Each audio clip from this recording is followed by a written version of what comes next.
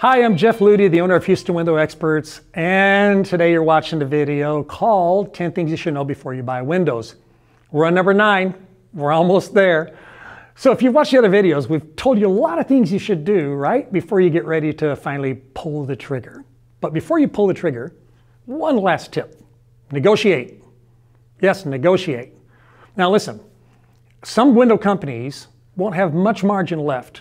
And there won't be much negotiating room at all because they started fair and honest with you. That's the way we do it. You know, we believe in being honest and transparent and treating people the way we'd want to be treated. So if somebody says to you, well, you know what, I know you want a better price. I can save you a couple $100s, or I can save you 1 or 2% more.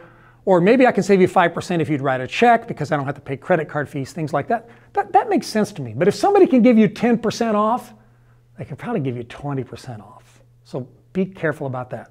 Now here's a suggestion for you. Watch a video I made called 7 Ways to Save Money on Your Window or Door Project. There's a little tab right here. You can click on that and add it to your playlist. Because there are some ways to save money before you buy windows. Like for example, you know, one big window sometimes costs less than 3 small windows that fit into that same opening. So a lot of times we convert 3 little windows into one big one, and that saves money because it saves us time. And like the window companies, it's kind of like buying a pizza, right? Like, would you buy 2 medium pizzas or 1 large pizza, right? You'd probably buy 1 large, unless, of course, this person likes pepperoni and that person doesn't. But saving money on your windows can be done through editing the project to where it fits all of the needs you have, but maybe it also saves you some money because of some of the things that we can change in your window project.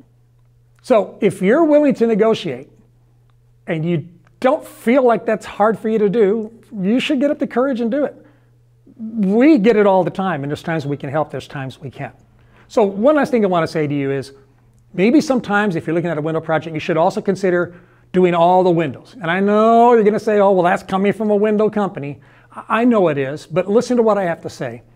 Window company prices have been going up between 7 and 10% every year since I've been in this business. And during COVID, we had one year that they went up over 30%, okay, over 30% in just 1 year's time. So if you're going to need windows, you're going to need windows.